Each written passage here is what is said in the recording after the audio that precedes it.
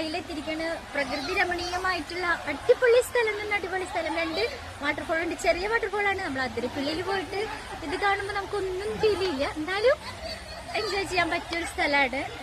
കുട്ടികളും ഫാമിലീസ് കുറേ വന്നിട്ടുണ്ട്. അടിപൊളി സ്ഥലം തന്നെ, അടിപൊളി. ഇവിടെ ഓരോ ഭാഗങ്ങളായിട്ട് കണ്ടുവരുന്നുള്ളൂ. നിറയെ കാടൊക്കെയാണ്, നല്ല രസമുണ്ട് കാണാനായിട്ട്.